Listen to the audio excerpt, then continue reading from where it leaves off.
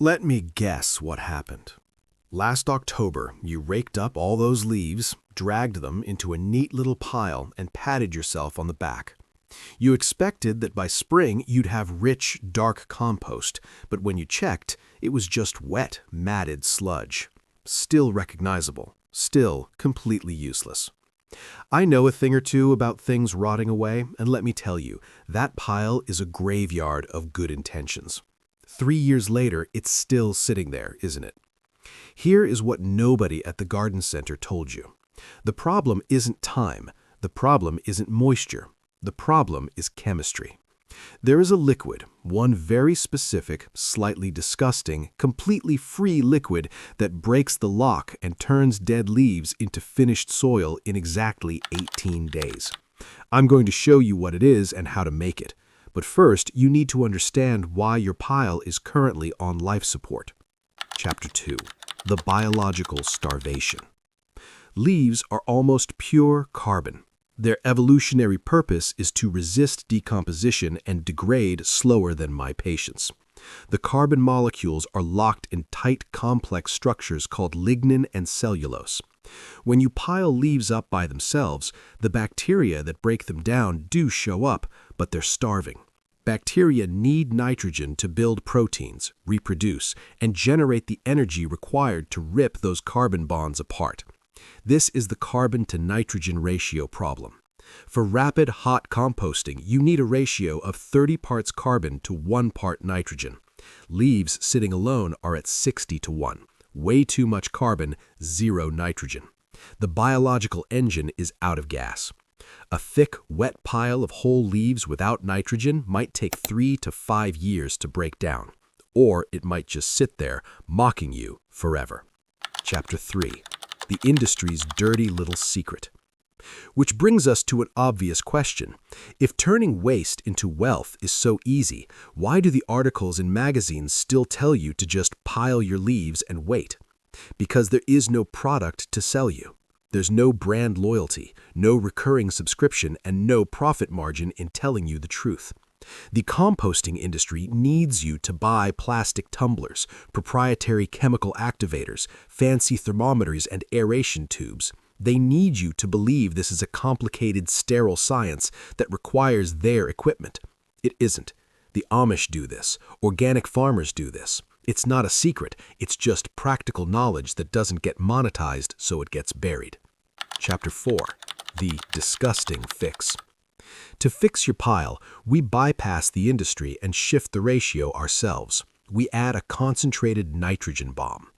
There are 3 versions of this liquid you can use. The first is manure tea. If you have access to chicken, rabbit, or aged horse manure, fill a 5-gallon bucket halfway, top it with water, and let it steep for a few days. The second is blood meal tea. Blood meal is literally dried animal blood, about 12% pure nitrogen. Mix 1 cup into a gallon of warm water. But if you want the ultimate, free, wildly effective option, human urine. Yes, I said it. Grow up.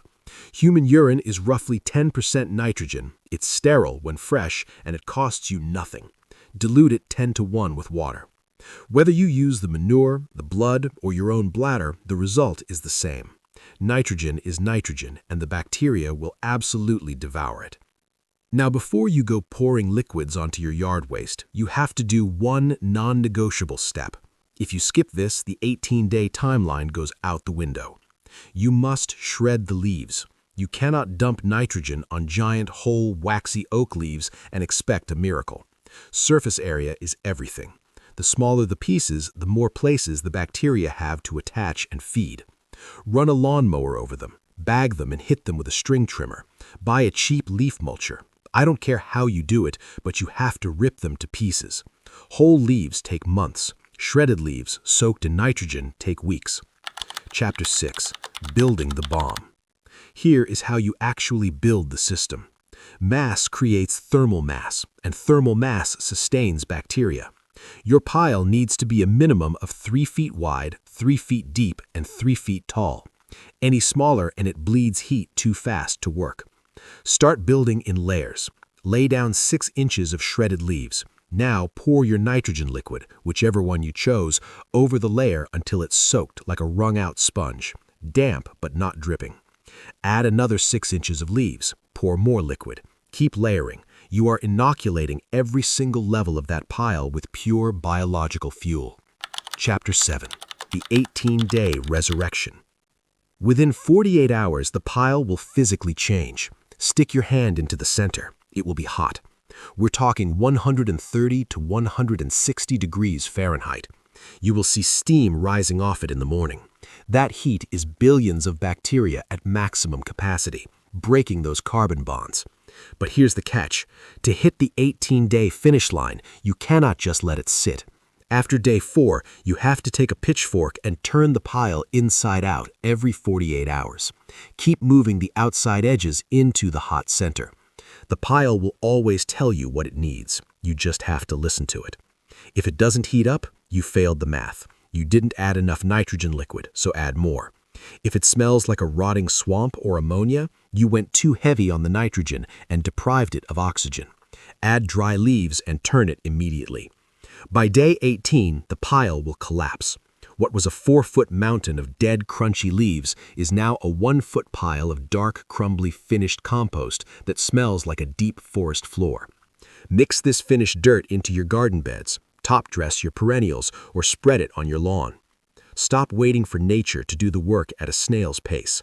Add the missing key, force the chemistry, and get it done. If this just saved you $50 and a year of waiting, hit that subscribe button and leave a comment below which nitrogen source you had the stomach to use.